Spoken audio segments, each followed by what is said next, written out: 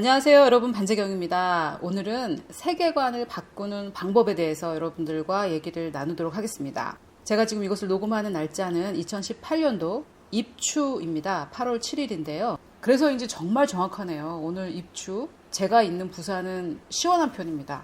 저는 지금 에어컨은 물론이고 선풍기도 안 켜고 있고 집에 문을 활짝 열어놔서 혹시 아이들 노는 소리나 매미 소리가 들리면은 문을 열어놔서 그렇다는 것을 아시고 양해해 주시면 좋겠습니다. 자, 제가 오늘 이 세계관을 바꾸는 방법에 대해서 여러분들과 나눌 생각인데요. 사실 순서는 제가 원래 정해놨던 순서는 이 세계관을 왜 바꿔야 되는지 이것을 먼저 말씀드리려고 했는데 제가 가만히 생각을 해보니까 지금 이 세계관을 바꾸자, 세계관을 바꾸는 방법 이런 것들을 클릭하시는 분들은 세계관을 바꾸지 않기로 하신 분들이 아니기 때문에 세계관의 중요성을 아시고 세계관을 바꾸고 싶은 분들이시기 때문에 제가 여러분들에게 세계관을 바꿔야 된다, 안 바꾸면 안 된다라는 말씀은 굳이 드리지 않아도 될 것 같아요.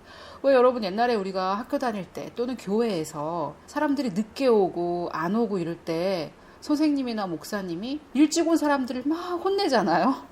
이렇게 늦게 와서 되냐고. 그리고 늦게 온 사람들이 이제 도착할 때쯤 되면 목사님이나 또는 이제 학교 선생님은 이미 수업에 들어간 상태이기 때문에 항상 일찍 온 사람들이 꾸짖음을 당하고 늦게 온 사람들은 뭐 무슨 일이 있었지? 이렇게 하는 경우가 많아요. 그래서 저도 제가 가만히 생각해 보니까 저의 이 외침을 들으시는 분들이 어떤 분이신지를 한번 생각을 해봤어요. 여러분들에게 제가 세계관을 바꿔야 된다는 것을 설득해야 되는가? 그렇지 않는 것 같아요. 세계관을 바꿔야 된다는 말을 꼭 들어야 되는 사람들, 즉 세계관을 바꾸지 않기로 했거나 바꿀 생각이 없거나 하시는 분들은 이것을 클릭하지 않았겠죠. 물론 제가 교회에서 설교를 한다면 세계관을 바꾸지 않으려고 하는 사람들도 군데군데 앉아 있을 거니까 세계관을 바꿔야 된다라는 주장을 할 필요가 있지만 여러분들은 저의 설득이 아니라 저의 격려와 응원이 필요하시다라는 것을 제가 오늘 생각하게 되었습니다. 여러분들은 세계관을 바꾸기 원하셔서 이것을 클릭하셨잖아요. 저의 이야기를 듣기 원하시는 분들이 들으시는 거니까 저는 오늘 여러분들께 세계관을 바꾸는 방법에 대해서 말씀드리고 또 여러분들을 격려하고 응원을 하려고 합니다. 어때요? 좋으시죠? 나는 세계관을 바꾸기 원해서 이것을 클릭했는데 제가 세계관을 바꿔야 됩니다. 왜 안 바꾸시려고 합니까? 이렇게 얘기하면 여러분들이 얼마나 답답하실까 이런 생각을 했어요. 자, 그런데 왜 바꿔야 하는지를 아는 것도 중요하거든요. 그래서 여러분들은 바꾸기를 원하시지만 바꿔야 하는 이유도 아시는 것이 중요하기 때문에 그것도 제가 함께 말씀을 드리겠습니다.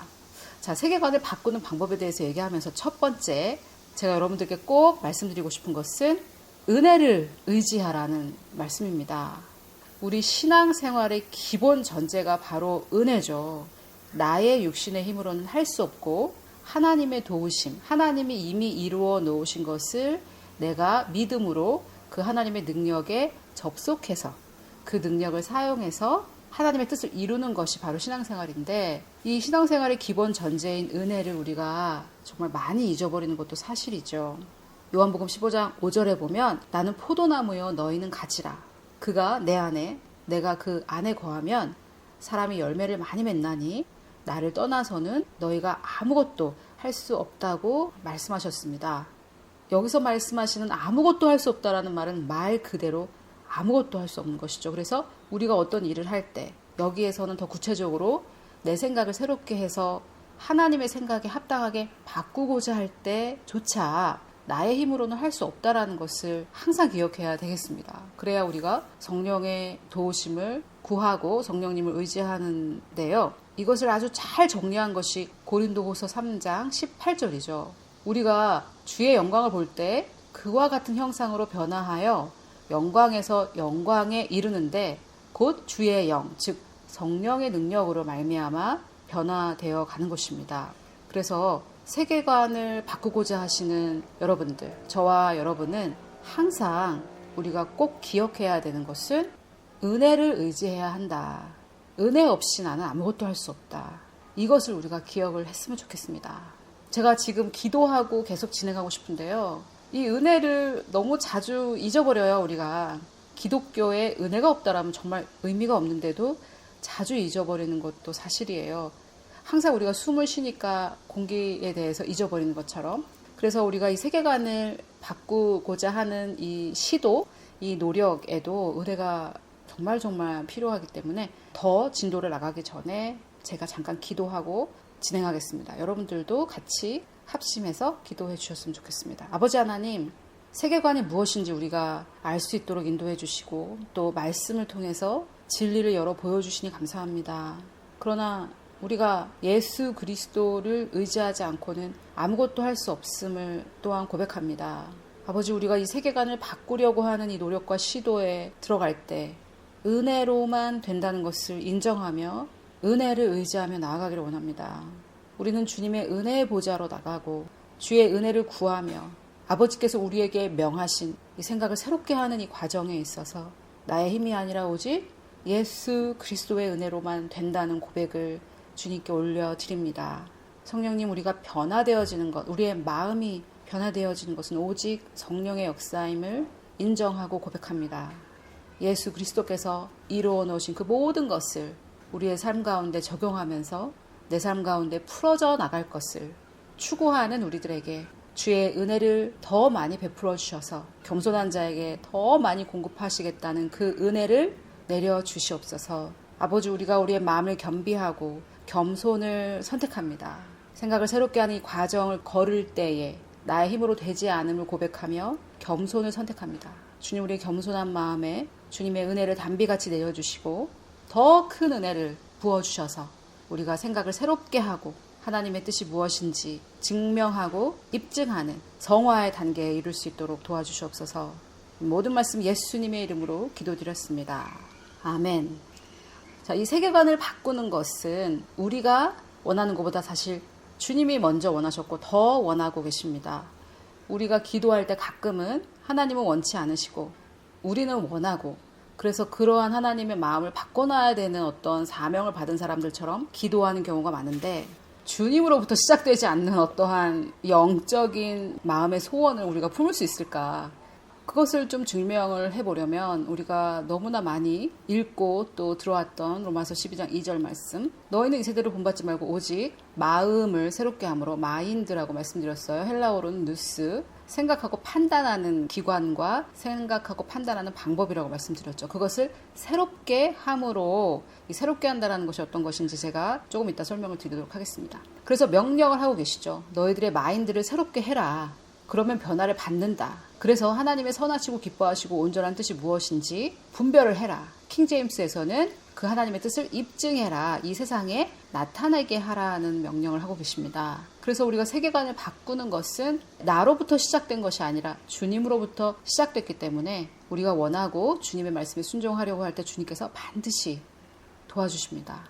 또 예수님의 사명 선언문이라고 볼 수 있는 누가복음 4장 18절을 보면요, 물론 이사야 말씀을 예수님께서 인용하신 건데 예수님이 이렇게 말씀하십니다. 주의 성령이 내게 임하셨으니 이는 가난한 자에게 복음을 전하게 하시려고 내게 기름을 부으시고 나를 보내사 포로된 자에게 자유를, 눈먼 자에게 다시 보게 함을 전파하며 눌린 자를 자유롭게 하고 주의 은혜의 해를 전파하게 하려 하심이라. 자, 여기에서 포로된 자는 감옥에 갇힌 또는 노예로 포로되거나 그런 사람들을 말하는데, 사실 물리적인 감옥이 아니라 우리 일반적인 성도들에게는 정신적인 감옥이라고 볼 수 있겠습니다. 우리는 영적으로는 자유케 된 사람들이기 때문에 정신적 감옥이죠. 이 정신적 감옥이 무엇입니까? 잘못된 사상, 잘못된 이념에 갇힌 사람들, 그런 사람들하고 한번 대화해 보셨어요? 말이 안 통해요. 자기의 잘못된 사상에 갇혀 있는 거죠. 본인은 몰라요. 감옥에 갇혀 있다는 것을. 정신적인 감옥이기 때문에. 그런 사람들에게 자유를, 또 눈먼 자, 진짜 이런 물리적인 눈이 안 보인다는 것도 있겠지만 진리를 보지 못하는 것을 말하는 거죠. 진리를 보지 못하면 무엇을 보고 있겠습니까? 당연히 거짓을 보고 있겠죠. 거짓을 보면서 거짓이라고 생각한다면 더 이상 보지 않을 텐데 그렇게 생각하지 않기 때문에 계속 보고 있는 것이죠. 그런 자에게는 진리를 보여주고, 또 눌린 자, 이거는 제가 좀 쉽게 설명해 보자면 가위에 눌리듯이 내가 원치 않는 어떤 것에 억압을 받고 있는 그런 상태를 말해요. 이 모든 것이 다 잘못된 세계관, 잘못된 생각과 판단에 의해서 일어나는 일들입니다. 이런 사람들에게 주의 은혜의 해를 전파하는 일을 주님이 하시겠다고 선포하신 건데, 주님은 이것을 원하십니다. 누구보다도 포로된 자를 자유케 하시고 눈먼 자를 보게 해주시기 원하고 눌린 자를 자유롭게 하기를 원하시는 분이 바로 주님이시죠. 우리는 너무 원하는데 주님을 안 해주신다. 약간 이런 생각이 교회에 좀 팽배한 것 같아요. 그래서 여러 명이 모아서 주님의 마음을 바꿔놔야 되고 보좌를 흔들어야 되고 하늘문을 열어야 되고, 하늘문은 예수님께서 세례 받으실 때 하늘문이 열리고 비둘기같이 성령이 임하신 이후에 그 이후에 닫혔다는 말이 없습니다. 하늘문은 그때 열렸고 계속 열려 있어요. 만약에 닫혔다고 한다면 그 누가 무슨 힘으로 하늘문을 열겠습니까? 지금 생각해보면 정말 엄청난 발언이죠. 하늘문을 열겠다니. 내가 하늘문을 열 수 있는 사람 아무도 없어요. 예수님 빼고. 예수님이 여셨습니다.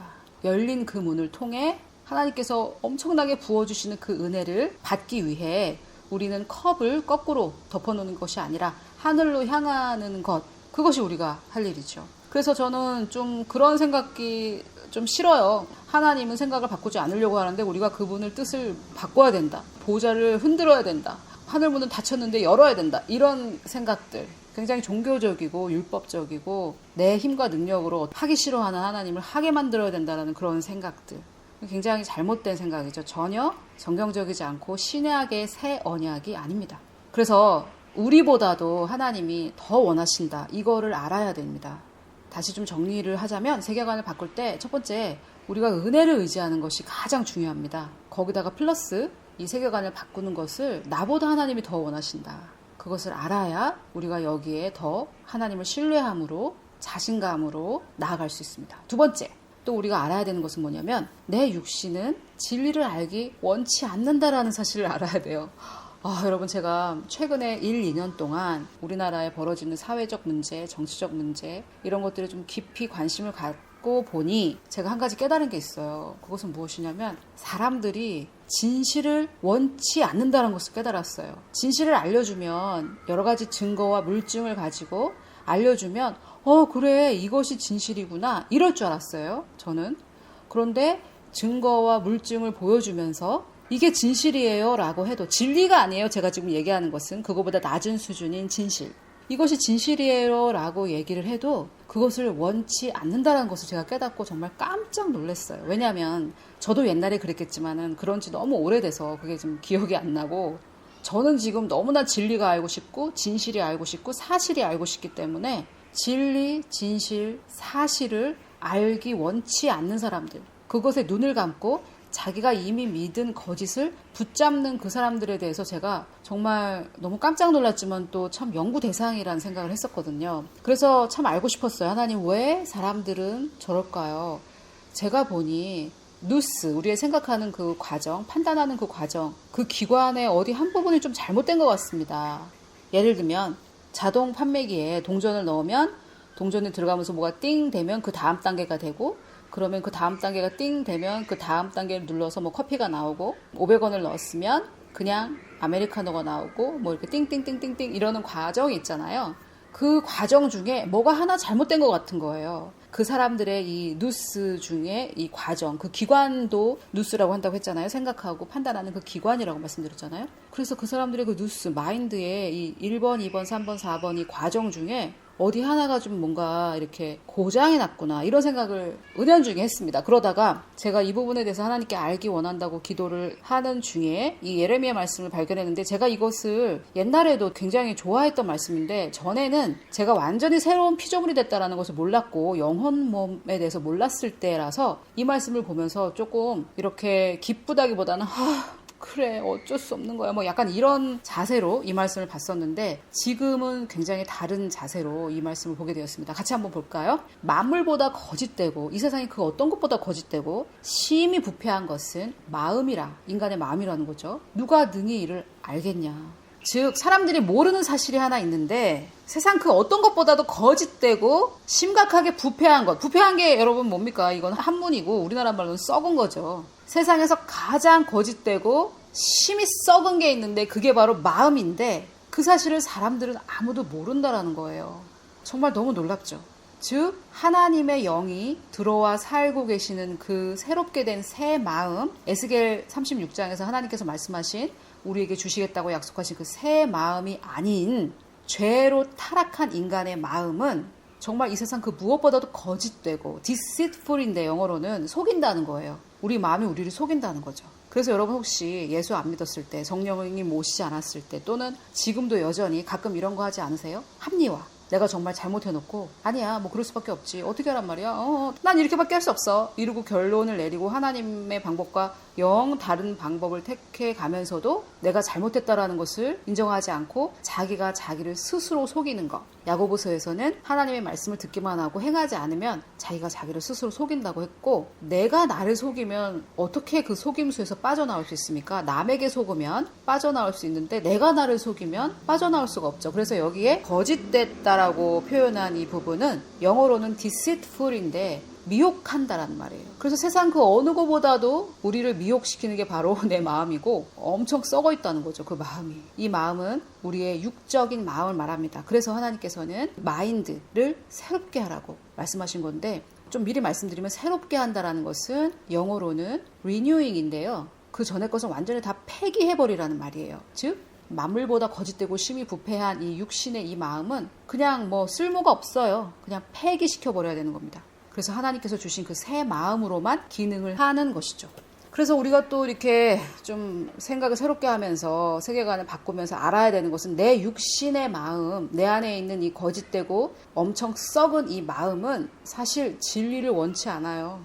그래서 누가 진리를 말해주면 꼭 저렇게 바른 말 해야 되나 이러면서 상처받고 이렇게 하죠. 100% 다 맞는 말인데 꼭 옳은 소리만 해야 되나 이렇게 얘기를 하죠. 자기를 살리는 말을 해줘도 우리는 상처를 받아요. 이유는 거짓되고 썩은 마음으로 기능을 하기 때문입니다. 그러나 우리는 그렇게 할 필요가 없어요. 새 마음을 받았기 때문에 새 마음으로 기능하는 방법을 배우면 되는 거죠. 그 방법까지 제가 오늘 설명을 드릴 수는 없을 것 같아요. 그런데 생각을 새롭게 하려고 할 때, 세계관을 새롭게 하려고 할 때 이걸 좀 아셔야 된다는 거죠. 내 육신은 진리를 알기 원치 않는다. 조금 실제적인 예를 들어보면 다이어트에 관심 많으신 분들이 많은데, 우리 몸은 기본적으로 몸무게가 빠지기를 원치 않아요. 우리 몸은 항상 몸무게가 늘기를 원해요. 그래서 몸무게가 빠지는 것이 우리 몸의 정상적인 기능은 아닙니다. 우리 몸은 항상 몸무게를 유지하려고 하고 더 찌우려고 하는 그런 기능이 있어요. 생존 본능이죠. 그렇듯 우리의 이 부패한 마음은 진리를 원치 않아요.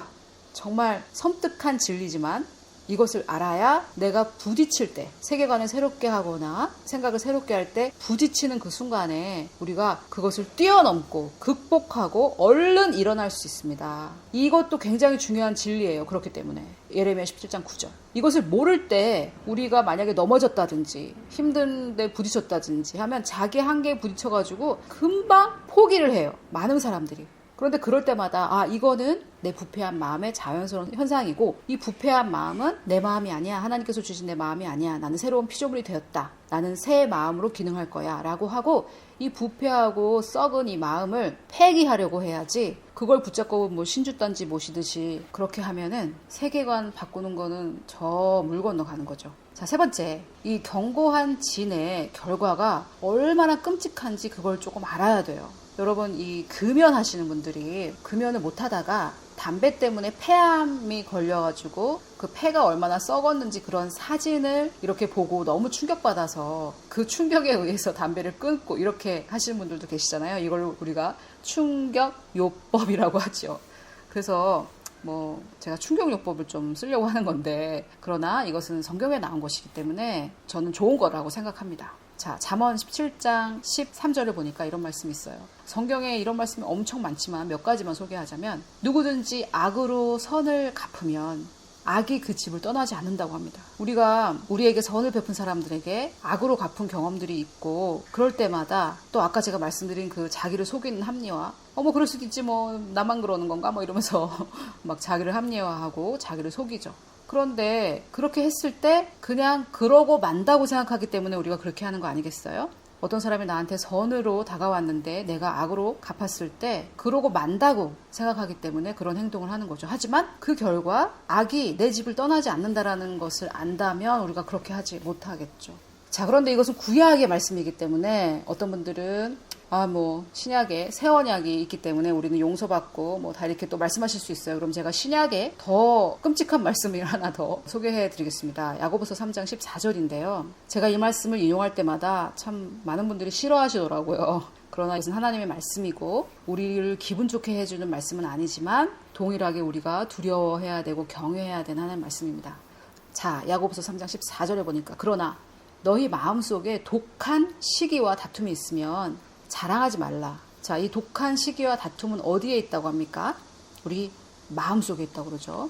만약에 그렇다면 자랑하지 말라요. 여기서 내 마음에 독한 시기와 다툼이 있어요. 대단하죠? 이렇게 자랑하는 사람은 없겠죠. 그래서 여기서 자랑한다라는 것은 그걸 막 말한다는 거겠죠. 떠벌린다는 거죠. 저 사람 정말 왜 그래? 자기만 잘났어? 이러면서 막 시기하는 그것을 말하지 말아라. 이런 말이죠. 또 다투는 것, 그것도 말하지 말아라 이거예요. 진리를 거슬러서 거짓말하지 말라. 이러한 지혜는 이런 하나님의 지혜가 아니죠. 여기서 말한 지혜는 위로부터 내려온 것이 아니요 땅 위의 것이요 이 땅의 것이라는 거죠. 정욕의 것이요 귀신의 것이다. 마귀적이라는 거예요. 시기, 다툼, 진리를 거슬러서 거짓말하는 거. 선의의 거짓말이라는 것은 없습니다. 선의의 거짓말을 해야 되는 상황에서는 그냥 아예 말하지 마세요. 여러분, 예수님이 우리에게 선의의 거짓말을 하시는 것을 상상하실 수 있습니까? 선의의 거짓말을 해야 되는 상황에서는 그냥 아무 말도 하지 마세요. 자, 무서운 말씀. 시기와 다툼이 있는 곳에는 혼란과 모든 악한 일이 있답니다. 그런데 이것은 14장에 보니까 내 마음속에 있다고 했죠. 그래서 내가 굳이 누구를 시기해서 또한 누구랑 싸워서 밖으로 드러나지 않더라도 내 안에 시기와 다툼이 있으면은 내 안에 혼란과 모든 악이 있는 거죠. 근데 제가 이 말씀을 이렇게 소개했을 때 많은 분들이 믿지 않는 것 같더라고요. 이 말씀을 정말 진실로 믿었다면 모든 악한 일? 모든 악한 일은 여러분 몇 가지 악한 일입니까? 모든 악한 일이죠. 내가 내 집에 시기와 다툼이 있으면 내 집에 혼란과 세상의 모든 악한 일이 내 집에서 일어나는 문을 열어준다는 것이거든요.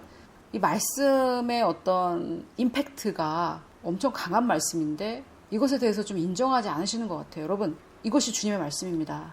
시기와 다툼이 있는 곳에는 혼란이 있고요. 모든 악한 일이 있습니다. 그런데 내가 내 마음 가운데 시기와 다툼이 가득한데 하나님께 축복을 기도하면은 하나님을 축복을 주고 싶으셔도 내가 혼란과 모든 악한 일에 문을 열어놨기 때문에 이게 그냥 상쇄되는 것이죠. 그냥 밑빠진 독에 물 붓기를 하는 거죠. 하나님이 계속 축복을 주셔도 모든 악한 일들이 와가지고 그냥 상쇄돼 버리는 것입니다. 그래서 우리의 이 세계관, 견고한 진의 결과가 얼마나 끔찍한지를 알아야 돼요. 시기와 다툼을 매일매일 하면서도 그냥 성도로서 그냥 살아가시는 분들의 문제는 뭔가요? 그게 바로 세계관의 문제죠. 나는 성도지만 시기도 좀 할 수 있는 거지 뭐. 나는 성도지만 남편하고 좀 싸우면서도 살 수 있는 거지 어떻게 안 싸우고 살아? 이런 사고방식 자체가 잘못된 거죠. 그런데 그것이 잘못됐다는 것 자체를 알 수 없는 거죠. 이 말씀을 몰랐을 때는 또는 알았지만 받아들이지 않았을 때. 제가 사역을 할 때 굉장히 이렇게 부딪히는 경우가 많았는데 바로 이런 말씀이었어요. 이런 말씀을 전하면은 결혼을 안 해봐서 모르지 어떻게 남편하고 안 싸우고 어떻게 살아 이런 반응이 많았어요.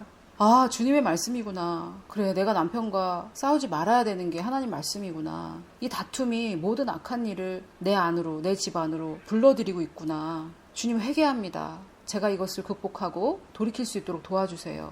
이게 좀 정상적인 반응인데 결혼을 안 해봐서 모르는 소리를 하고 있네. 어떻게 남편하고 안 싸우고 살아? 다 싸우면서 사는 거예요. 전도사님, 내 주변 사람들 다 그렇게 살아요.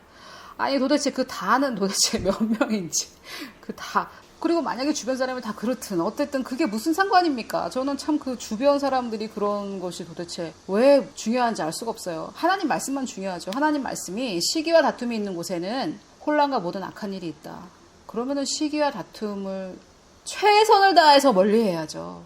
어떤 사람은 그럴 의도가 없는데도 항상 만나면 티격태격 의견이 달라서 좀 그렇다 그러면은 덜 만나야죠. 안 만나거나 안 만날 수 없는 사람이라면 주님께 기도해서 방법을 구하고 최대한 시기와 다툼을 피하셔야 됩니다. 이 시기와 다툼의 자세, 시기와 다툼의 태도, 즉 시기와 다툼이 있어도 괜찮다라는 그 사고 방식이 우리의 삶의 혼란과 모든 악한 일을 풀어놓고 있습니다. 그래서 이 견고한 진, 즉 하나님에 대한 그 지식, 하나님 말씀보다 더 높아진 것들, 그 견고한 진의 결과가 얼마나 끔찍한지 우리가 알아야 또 생각을 새롭게 하는데 큰 도움이 되죠. 그것이 얼마나 나쁜지 알아야 피하게 되기 때문이에요. 자, 그러면 더 구체적인 세계관을 바꾸는 방법을 말씀드리면은 네 번째, 성경적이지 않은 것은 폐기해버려야 됩니다. 여기에서 로마서 12장 2절을 소개해드리고 싶은데요. 마음을 새롭게 한다고 했을 때 이 새롭게 한다라는 이 단어를 헬라어 사전으로 찾아보면요. 첫 번째 뜻은 renewal입니다. 갱신이라는 말이에요. 운전면허 갱신해 보신 분 계시죠? 그러면 이전 것은 폐기죠. 뭐 어디 가서 쓸 수도 없어요. 쓸모도 없고. 또 통장 2월 해보신 분 계시죠? 2월 된 통장은 뒤에 전산 입력되어 있는 그 까만 것도 떼버리고 또는 뭐 이렇게 가위로 잘라버린다든지 해서 그 통장은 기록만 남아있을 뿐 더 이상 쓸 수 없어요. 즉 우리의 그 썩은 마음, 부패한 마음, 거짓된 그 마음은 과거의 나의 기억들만 기록되어 있을 뿐이지 하나님 나라에 합당하지 않는 마음이에요. 그 마음을 가지고 살 수 없어요. 그래서 새롭게 한다라고 했을 때에는 갱신하다라는 뜻이 있고, 두 번째는 레노베이션.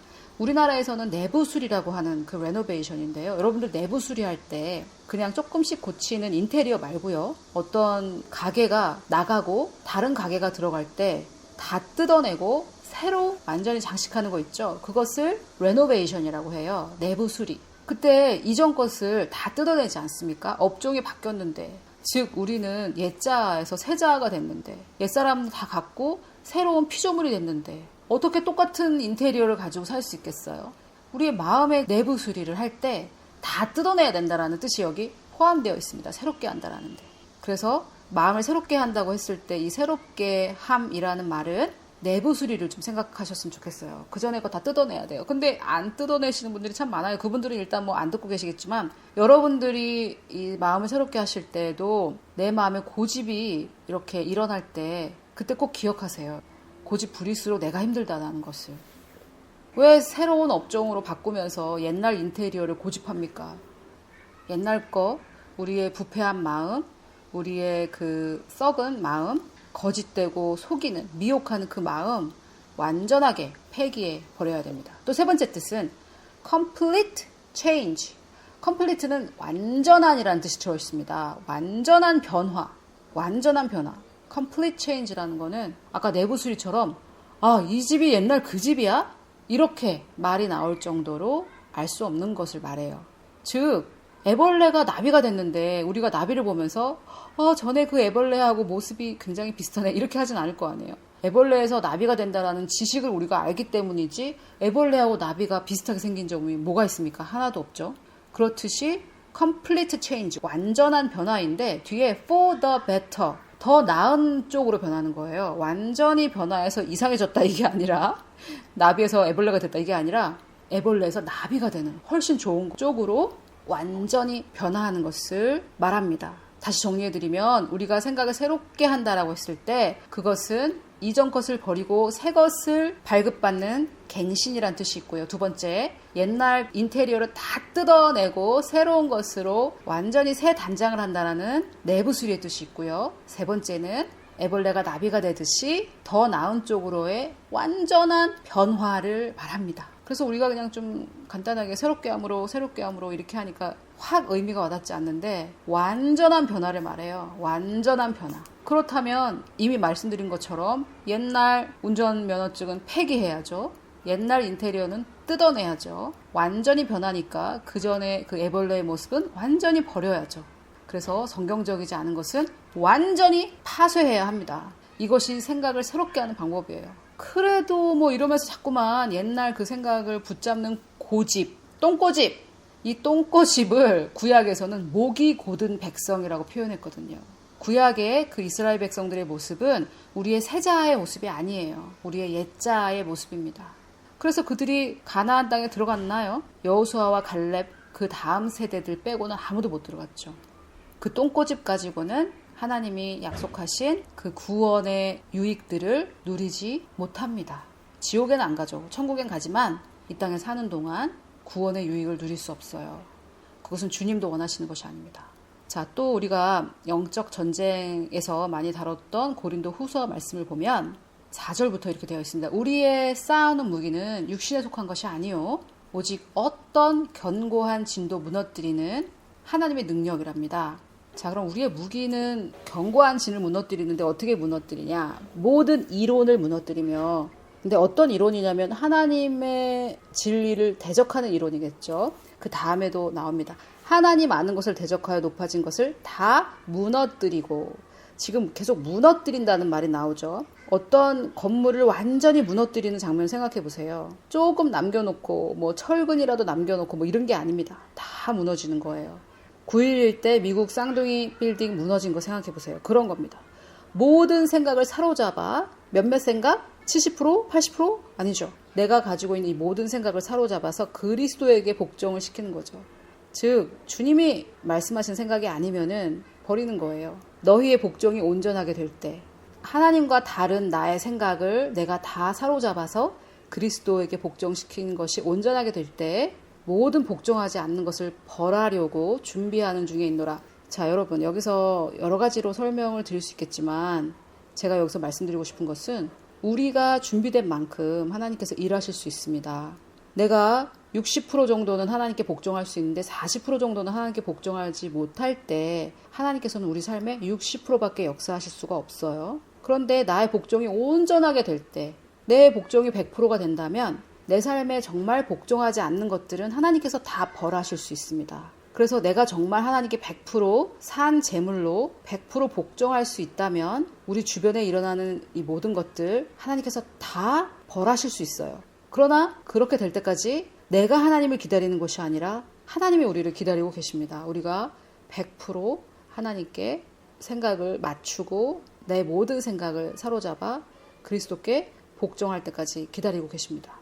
성경적이지 않는 것은 완전히 다 파쇄해야 된다는 것을 설명드리고 있는데, 세계관을 바꾼다는 것은 빨간색이 노란색이 될 때 주황색을 거치고 뭐 이런다는 게 아닙니다. 그냥 다 버리는 거예요.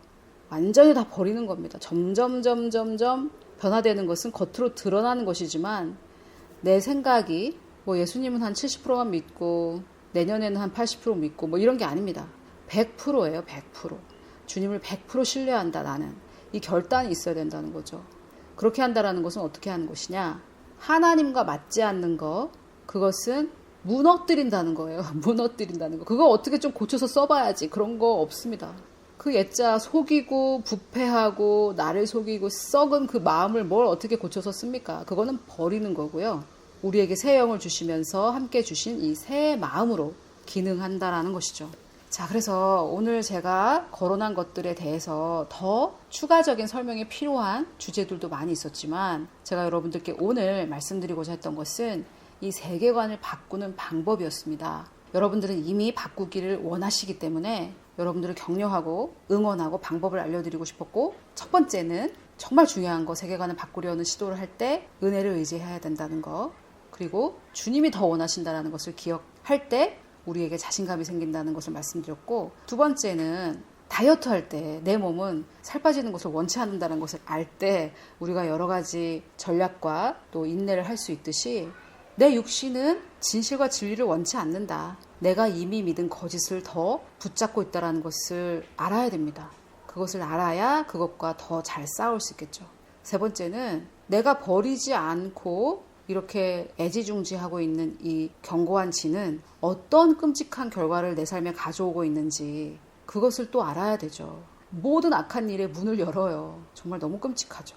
사실 우리 인간의 부족함이 있으니까 하나님이 원치 않으시니까 안 해야지. 이런 성숙한 단계에 가기 전에 내 삶에 모든 악한 일이 들어온다네. 아이고야, 그러면 안 되지. 안 해야지. 이렇게 하는 단계에 있을 수도 있잖아요. 그래서 견고한 진, 잘못된 세계관의 결과가 얼마나 끔찍한지 그것도 알아야 됩니다. 네 번째, 그렇다면 세계관을 새롭게 하는 방법이란 무엇이냐. 새롭게 한다는 것은 옛날 것을 버리고 새 것을 받아들인다는 것인데, 그 옛날 것은 조금이라도 어떻게 재활용할 수 있는 게 없고요. 하나도 없고요. 완전히 파쇄해야 된다.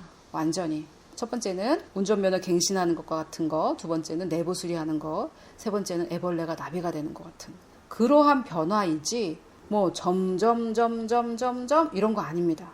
점점 이거는 그것이 밖으로 나타나는 과정일 뿐이고요. 우리의 결단은 뭐 세상에 한 20%, 한 주님께 한 80% 이 정도도 괜찮지, 조금씩 81%, 82% 성장해 가는 거지. 이거 아닙니다.